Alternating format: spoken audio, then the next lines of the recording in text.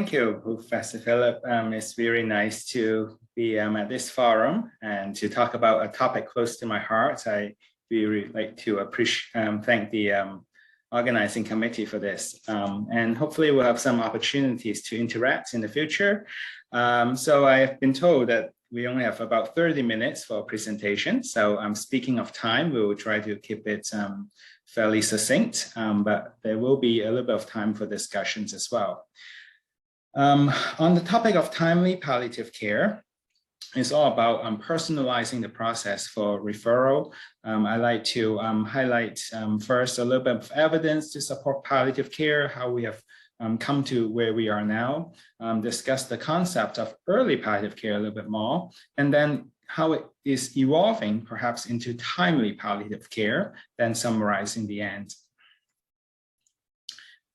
So let's start with talking about our patients. What are they facing and what are their supportive care needs? Well, throughout the disease trajectory at the bottom, you can see that patients have a lot of and varying degree of symptoms. They have treatment-related side effects, some comorbidities, psychological distress, information needs. Caregivers also have a lot of support issues, and for some patients, they certainly will encounter the end of life and would need lots of expertise as well. So palliative care as a discipline, we have evolved. Initially, when it was first developed, focusing on supporting and alleviating suffering for patients who are in the most closest to the end of life. But over time, what we have looked, when you look at this diagram, you see, well, look, the suffering doesn't just start at the end of life, it starts way early. And so there has been a push to bring the principles and practice of palliative and supportive care early in the disease trajectory for patients who have advanced disease. And in fact, when we talk to patients, they say, well, how about for patients, even with curable cancer? There's also lots of supportive care needs, and there's evolving models to even push it further and earlier in the disease trajectory. Now, palliative care has also evolved over multiple different settings as well. As you all recall, it started out as a hospice movement in the UK, working with the community. And then in Canada, Dr. Balferman started the first palliative care unit. So that actually is a shift because it moved the palliative care to be in the more acute care setting. And then there are the inpatient palliative care consultation team that go around the hospital to support patients, along with development of community-based home palliative care program, reaching out to patients in the community as well, that is distinct from hospice care. But then in the last 2 decades, there's been more and more outpatient clinics that's been developed, and they are seeing patients who are in the ambulatory setting. And of course, we all been through the pandemic and know that telehealth is becoming more popular, and that's another way in which we can reach patients and meet them where they are as well. So if you look at this diagram for the whole disease trajectory, the first 4 models are very focusing maybe closer for patients who are sicker. By definition, those who are in the hospital or those who rely predominantly home-based care tend to be closer to the end of life, and merely the services that can reach out to patients fairly early on will be outpatient palliative care, and we'll talk about that a little bit more.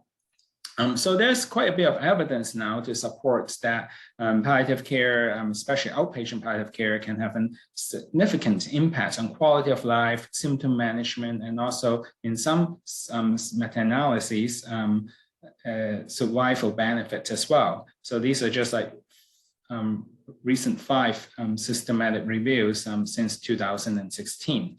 And if you actually look at the literature a little bit more deeply, there are many different randomized trials, and they are of many different designs. Even outpatient palliative care, there are different types of teams that are delivering them, and the inclusion exclusion criteria is somewhat different. But in a broad scheme, if you think about how the teams make up, that may be one way of kind of comparing the different models indirectly. And so this table attempts to do that. You have the interdisciplinary palliative care team, with physicians, nurses, and other disciplines working together. You have some palliative care teams that are mostly just physician. Mostly these studies come from Italy. And then you have some other nurse-led palliative care models. So focusing mostly on nursing, although they do have some interdisciplinary input to a certain extent, but not the same as the fully interdisciplinary team. And then there's primary palliative care in purple. And here are each of the outcomes that's been inspected in each of the randomized trial. In green are the outcomes in which palliative care is better than usual care or usual oncologic care, whereas in red is the opposite. And then ND means no difference, and dash means the outcome was not assessed. And you can see that, well, just a bird's eye view, the studies in which there's more interdisciplinary palliative care tend to be the ones that are more positive, affecting multiple domains. I think in a way, this does not mean that the other models should not be considered, because it depends on which setting you are, what are the resources. These models may be reasonable. However, ultimately, it comes down to you get what you pay for. And if you have a more comprehensive team, you can very better be equipped to address the multiple dimensions of suffering. And this, I think, is where palliative care can do a particularly good job. So now with that in mind, let's talk about the concepts of early palliative care, is to bring palliative care not just at the end of life, but to patients much early in the disease trajectory. And this concept makes sense because palliative care is not just to alleviate suffering, but in the best way possible is to prevent the suffering. So how do we do it? Well, we can focus on timely symptom management, longitudinal psychosocial support, and enhanced decision-making. With good symptom management from the time of onset, we will be able to educate patients how to take the medicines, continue to titrate the different approaches, whether it's pharmacologic or non-pharmacologic, educate them, and maybe minimize the symptom crisis, along with optimizing the nutrition, the performance status that will ultimately lead to not only better quality of life, but perhaps allowing patients to tolerate their treatments better. Maybe that's one mechanism in which we do see some survival benefit in some studies. Another way we can help patients would be longitudinal psychological support. It does take time to gain the trust of patients, and also to provide counseling support for anxiety, depression, and also to support patients and spiritually as well. And there's some evidence that if we can do this well, we are not only helping with improving quality of life, but also decreasing the aggressiveness of care at the end of life as well. And then there's the third dimension, which is improving communication and decision-making by helping patients understand the illness better and start to think ahead a little bit more. We'll be able to also improve their satisfaction while decreasing the aggressiveness of end-of-life care as well. And ultimately, perhaps it is by providing very good symptom control or reducing the aggressive care that would be inappropriate for some patients at the end of life, that we can improve survival.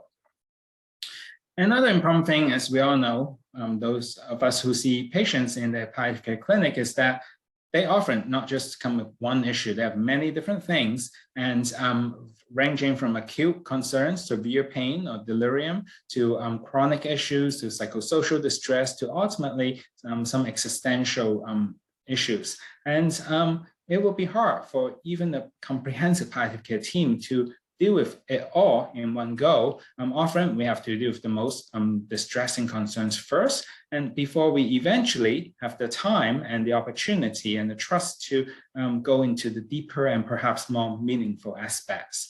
So this is another reason why it's so important to have multiple encounters with the patients, ideally in the ambulatory setting. So as I mentioned, good palliative care is good preventative care. So what does it mean to do preventative medicine? Well, it means that we need to understand the natural history of an illness. We need to see that the patient in front of us fits in that particular trajectory, and that there are effective interventions we can introduce now to change the course of what's going to happen. And by introducing it timely, we will be able to avoid the suffering, perhaps. And so take an example of a patient with stage 4 pancreatic cancer. Having some pain is not uncommon, but the pain may very well get worse over time, even though it's right now on the mild side. Well, let's educate the patients. Let's get them on maybe longer acting opioids that will allow them to use it safely and also prevent the pain more effectively. And that could lead to perhaps them being able to avoid the emergency rooms and have a better quality of life throughout the course of disease. Another example would be a patient with metastatic lung cancer. We know, unfortunately, even to today, the prognosis is quite poor. Patient will likely deteriorate, and it's important to have these serious illness conversations that will help them plan ahead and ultimately avoiding the intensive care unit stays and improving the quality of end-of-life care. In fact, this is kind of what we see when we look at some data from our center. Patients who were referred earlier in the disease trajectory as compared to later in the disease trajectory to the palliative care team. Those who are referred earlier, they have much better outcomes in the last 30 days of life in regard to fewer emergency room visits, fewer hospital admissions, and also much less likely to die in the hospital. So some of the things that maybe palliative care, early palliative care can have an impact. And so the take-home message so far is that palliative care has significant expertise to address multiple aspects of suffering, and early involvement makes sense not only conceptually, but there's also evidence to support it. I guess the question then is, how do we best do it? So let's move to this part now, and this is the conceptual part about how patients are being referred to palliative care nowadays in many different centers. So think about this, patients who are seen at the oncology clinic. It's a cross-sectional sample, and in red are the patients who have quite a bit of supportive care needs in somewhat of a distressed state. In green are the happy patients. They may not have any needs, or their needs are already addressed by the oncology team. We'll also select the patients over time. The ones who have a box around them are the ones who are being referred. So let's go with time point 1. No one's referred at that time in the oncology clinic. Over time, the oncologist happened to talk to some of the patients, and the patient may be referred, but not all the ones who may need palliative care. And then over time, another group of patients start to have more supportive care needs. Well, what happened? Maybe one of those patients get referred, and then another time, some of the patients eventually who have been distressed for a while do get referred. And then over time, another group of patients get distressed, and then maybe some of them get referred, maybe some of them won't. Occasionally, patients who may not really have high needs, because depending on which oncologist they see, may be referred. I think this may explain a little bit of what you see in some of the centers around you. Unfortunately, it means that this is a little bit chaotic in nature. So how about early palliative care? Early palliative care, if you take Jennifer Tamo's work, which really popularized this term, is maybe we'll refer patients from the time of disease onset. So within 8 weeks of diagnosis of the advanced cancer, let's get the patients referred to palliative care. This way, everyone can benefit, and that is what the randomized controlled trials show. So that's very compelling evidence. And so in this group of patients, everyone get referred. Well, the good thing is that for sure, eventually some of these patients would benefit, but not all of them would need palliative care at the same time. But at least all the ones who need the palliative care would be referred. However, I think the reality is we just don't have the resources to provide this kind of highly comprehensive care to everyone from the time of onset. And Otherwise, the palliative care team who are already potentially at risk for burnout would be worse. So I think this is an ideal way, but also there may be a mismatch of resources in this particular setting. This is why we also talk about the idea of timely palliative care, which is referring patients to palliative care when needs arises based on systematic screening. So take an example once again of this similar cohort. You have patients who are in distress. They are routinely screened, and these patients are the ones who do get the referral. The next group of patients over time get distressed. Well, these patients get screened, and now they are found to need palliative care, and that's when they get referred. And the next group, and so on and so forth. So this matches the patient's need in a much more resource-minded manner. And I guess another question from all of us who think about palliative care referral is, then when is the right time to send patients to specialist palliative care? And so we did ask in a group of international panelists this very question. And in this Delphi study, what we found was that the group of oncologic palliative care experts, they say, well, maybe 24 months is too early, by and large. 6 to 12 months is about right. And for some, and a fairly large proportion, over 70%, even 12 to 24 months would be quite appropriate. But anything less than 6 months, a majority of them will think that it will be too late. So that's important because this is in the outpatient palliative care setting. And how about patients then? You know, it's not just about what the doctors think, it's about what the patients perceive at the end of the day. So we decided to ask our patients who have been seen at the supportive care clinic, and we polled 200 of them. And the time of this study, and for the sample, the median survival was 10.3 months for this cohort. So you can put that result in context. And when we ask them the question, do you think you've been referred much too early, early just in time, late, or much too late? 72%, a vast majority, feel that it's just about right. So in a way, you know, a lot of the oncologists are aligned with the patient in regard to when they get the patients referred. However, about 20% still feel that it would be a little bit on the later side.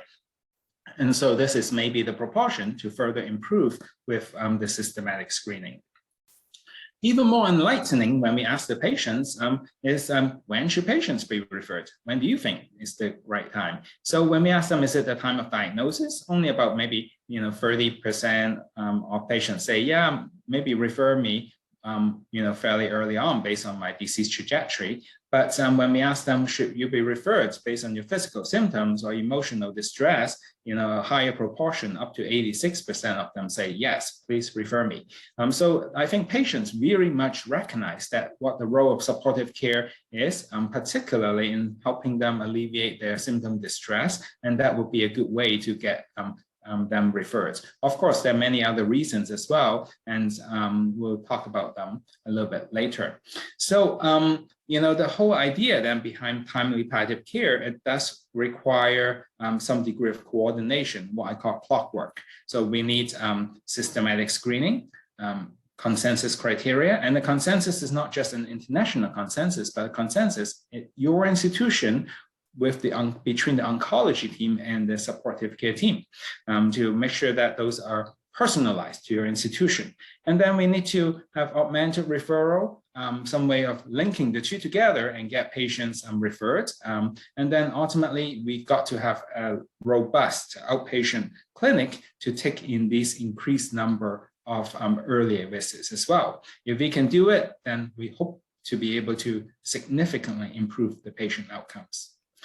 And one challenge is that what are the criteria we should get patients referred? And so we did look at the literature. At that time when we conducted the study of a systematic review, there were only 20 papers. And, they highlighted there are quite a few reasons to consider referring patients based on prognosis, the cancer trajectory, as well as their needs. But there weren't any consensus on when patients should be referred.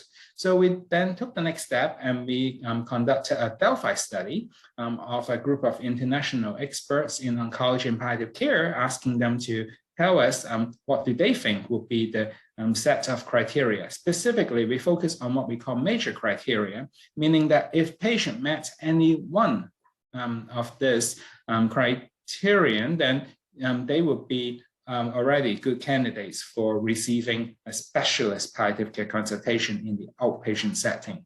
And so what we found is there was a set of 11. So they were able to help us boil down the criteria from 60 up to only 11.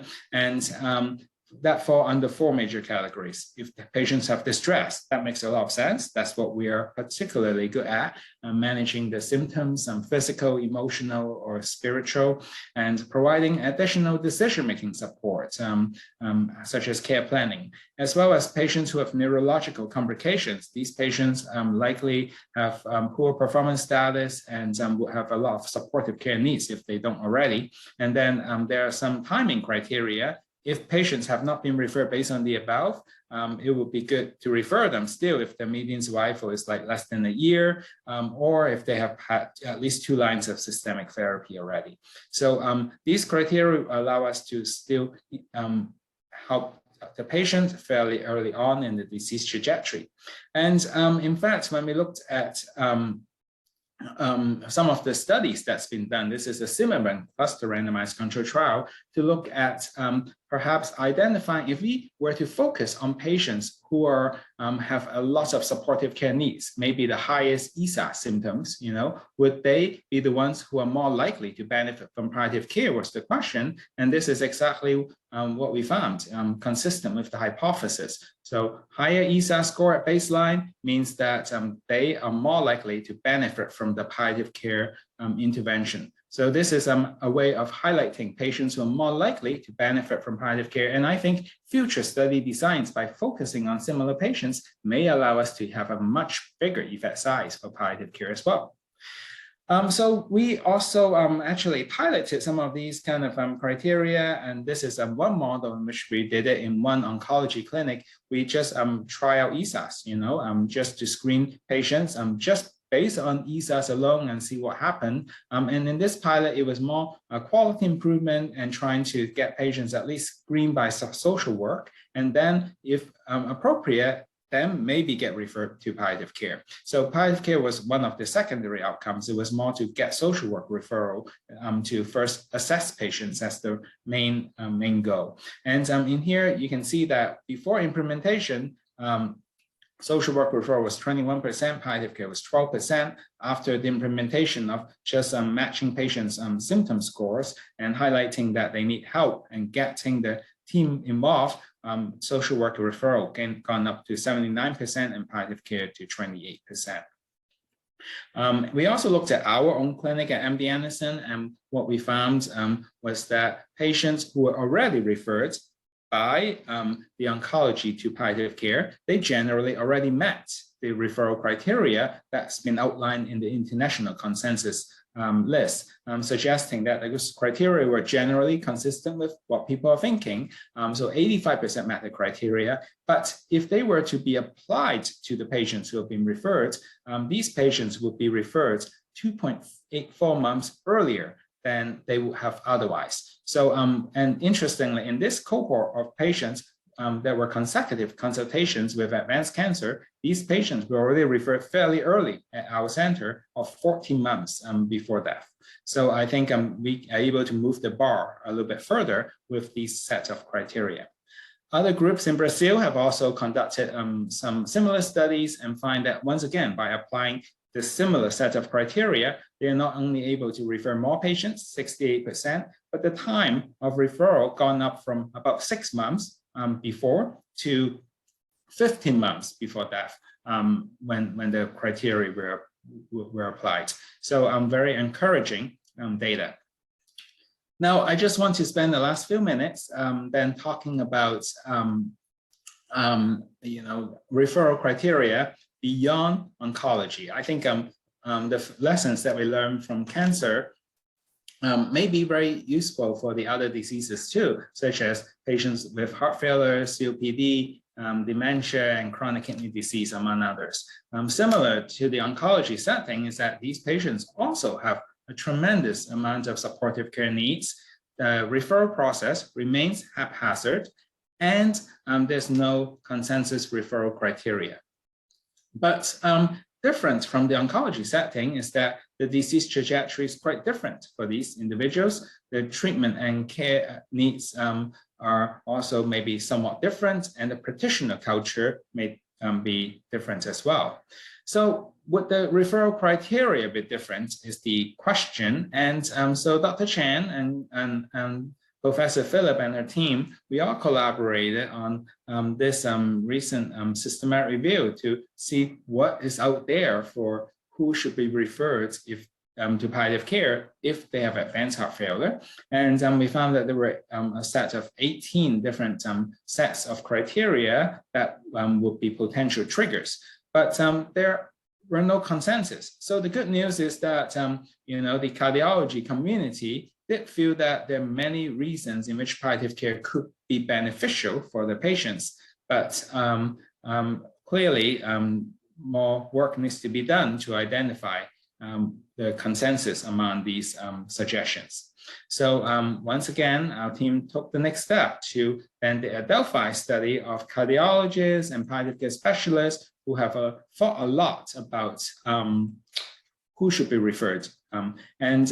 Here we ask the question of, like, once again, the major criteria, meaning one criterion alone should be adequate to justify a specialist palliative care referral.